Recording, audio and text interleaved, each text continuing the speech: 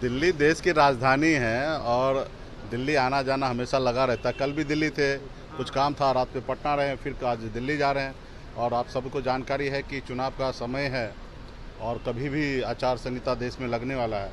तो ऐसी जगह पे पॉलिटिकल पार्टी है तो निश्चित तौर पे गठबंधन की राजनीति चल रही है, तो बहुत सारा बात विचार होता है, तो ये सब चीज़ रहता है। तो दिल्ली में जाने से आसान हो जाता है, सब काम दिल्ली से ही होना है, तो इसके लिए दिल्ली जा रहे हैं। और भी बहुत सारा निजी व्यक्तिगत बहुत सारा काम रहता है, उस सबको लेके जा रहे हैं। इसमें बहुत ज़्यादा ये सोचने की आवश्यकता नहीं है। बिहार में वीआईपी पार्टी निषाद समाज जो है एक स्पेशल भूमिका में है। आप सबको पता है कि हमारे पास एक अपना अच्छा ताकत है, जनाधार है। आपने देखा बोछा में हम जब चुनाव लड़े 30,000 वोट आया, कुरनी में लड़े तो 10,000 वोट आया, या सिमरी बख्तियारपुर में 25,000 वोट आया। जहां हम लड़ जाते हैं वहां दुश्मन को जिसको टारगेट कर देते उनको चुनाव हारना पड़ता है। तो ये हमारी पहचान है। तो निश्चित तौर पर जिनको ज़्यादा से ज़्यादा संख्या में जीतना है उनको वीआईपी पार्टी ज़रूरत है। और हमारी भी मांगे हैं, हमारी भी एजेंडा है कि भाई हम क्यों राजनीति कर रहे, किस लिए काम कर रहे। तो हमारी बात को जो सहमति देगा, हमारी बात को, हमारी मांग को जो मानेगा, निश्चित तौर पे हम लोग चाहेंगे कि देश में सरकार के साथ रहकर काम करे। हमारी मांग है कि निषाद समाज को जब बंगाल में या दिल्ली में आरक्षण है निषाद समाज को एससी का, तो बिहार या उत्तर प्रदेश झारखंड में क्यों नहीं है। तो जो हमारी मांग को मान लेगा, अभी तो कोई कर नहीं सकते हैं, चाहे वो एनडीए हो या यूपीए हो, कोई कर नहीं सकते, लेकिन हाँ मजबूत ठोस आश्वासन दे सकते हैं कि हमारी सरकार बनने के बाद हम आपका काम करेंगे। तो निश्चित तौर पे जो हमारी बात को सहमति देंगे ऐसे लोगों से चाहेंगे कि गठबंधन करेंगे। जो हमारी बात को सहमति नहीं देंगे तो ऐसे लोगों से गठबंधन नहीं होगा। तो निश्चित तौर पे हम लोग मजबूती से पूरे बिहार में संकल्प यात्रा के द्वारा मजबूत हम पूरे बिहार प्रदेश में है, यूपी में, झारखंड में है। और आने वाला समय में वीआईपी पार्टी का आप लोगों को ताकत दिखेगा। अमित शाह जेपी नड्डा से मुलाकात भी होगी, दिल्ली जा रहे हैं ऐसे में। तो देखिए, जो हमारी बात को मानेगा उनसे हमारे गठबंधन होगा। और बात करने के लिए बहुत सारे नेता है, सब लोग चाहते हैं कि वीआईपी पार्टी आए। हम भी चाहते हैं कि देश में सिस्टम में आके काम करे, लेकिन उसके लिए हमारी जो एजेंडा है उसको अडॉप्ट करना पड़ेगा। हमारी मुख्य जो लड़ाई है कि निषाद को आरक्षण मिले, वो जो मानेंगे, स्वीकार करेगा, उनके साथ हमारी गठबंधन होगा। बहुत बहुत धन्यवाद। चिराग पासवान लोक जनशक्ति पार्टी रामविलास किसके साथ गठबंधन करेगी?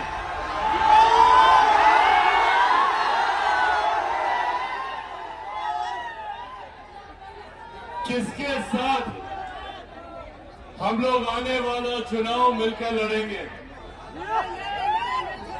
मीडिया के तमाम मेरे साथी लगातार इस बात का कयास लगा रहे हैं, तो मैंने सोचा कि आज अपने संबोधन की शुरुआत ही हम इसी बात से करते हैं।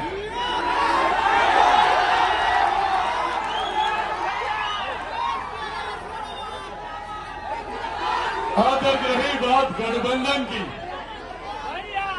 तो इस बात को मैं स्पष्ट कर दूं कि चिराग पासवान का गठबंधन, चिराग पासवान का तालमेल सिर्फ और सिर्फ बिहार की जनता के साथ है।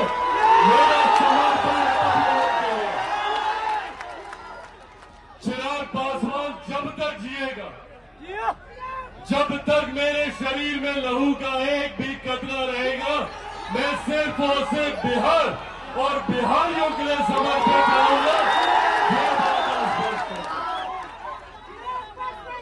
चिराग पासवान को कभी न सत्ता का मोह रहा, न सत्ता का लालच रहा।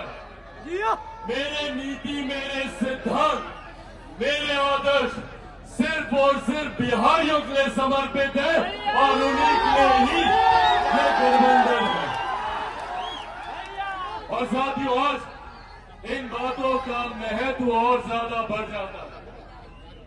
आज जब हम लोग चुनाव की पूर्व संध्या पर यहाँ एकत्रित हुए हैं, आज जब हम लोग चुनाव से ठीक पहले यहाँ एकजुट हुए, तो ये कुछ ऐसी अहम बातें हैं जो मैं आप लोगों के साथ साझा करना चाहता हूं।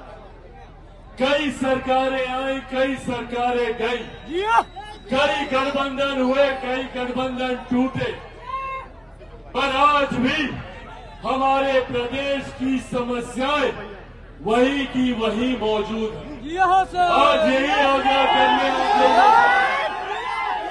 हमारे प्रदेश को बार बार कई सरकारों ने लूटा, कई राजनीतिक दल आए, कई राजनीतिक नेता आए, बड़े बड़े वादे हम लोगों से किए गए, बड़ी बड़ी बातें हम लोगों से कही गई, पर हकीकत है कि आज भी बिहार वही का वही खड़ा है, बल्कि हर बीते साल के साथ बिहार बर्बादी की ओर अग्रसर हुआ है। आज भी हमारे बिहार के युवा मजबूर हैं यहाँ से पलायन करने के लिए। आज भी हमारे बिहार के लोग दूसरे राज्यों में जाते हैं, शिक्षा के लिए, रोजगार के लिए, स्वास्थ्य सेवाओं के लिए। आज भी हमारे प्रदेश में छोटी छोटी मूलभूत जरूरतें सबसे बड़ी समस्या बना हुआ। आज ये चुनाव का समय है जब हम लोग को सही फैसले, सही निर्णय लेने, चुनना है हम लोग को कि आज तक जो लोग हमारे साथ, हमारे बीच बड़े बड़े वादे करके आए, उन लोगों ने हमें क्या दिया, और अगर नहीं दिया तो क्यों हम उन्हें दोबारा चुने। आज हम लोग को उन लोगों का आकलन करना है जिन लोगों ने हमसे हमारा मत तो लिया, हमसे हमारा वोट तो लिया, पर बदले में किए गए वादे हमसे पूरे नहीं किए। आज हम लोगों को ऐसे लोगों को चिन्हित करने की जरूरत है। आज बिहार फर्स्ट और बिहारी फर्स्ट यही लड़ाई लड़ने का काम कर रहा है। जात पात धर्म मजहब से उठकर बिहार के 14 करोड़ लोगों को मुख्य धारा के साथ जोड़ने की ये लड़ाई है। आज भी हमारे लोग जो देश में नहीं दुनिया में जाकर बिहार का नाम रोशन करते हैं।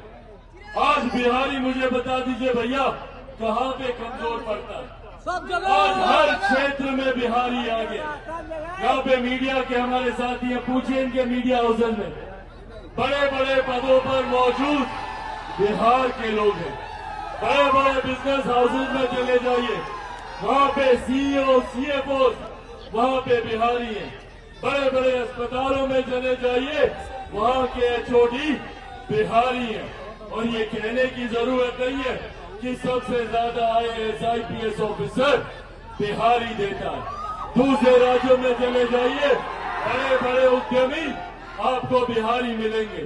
तो जब बिहारी इतना आगे है तो मेरा बिहार इतना पीछे कैसे छूट गया, ये सवाल हमें अपने आप से पूछने की जरूरत है। और देश में, दुनिया में लोग लोकतंत्र की दुहाई देते नहीं थकते। भारत विश्व का सबसे बड़ा लोकतंत्र है।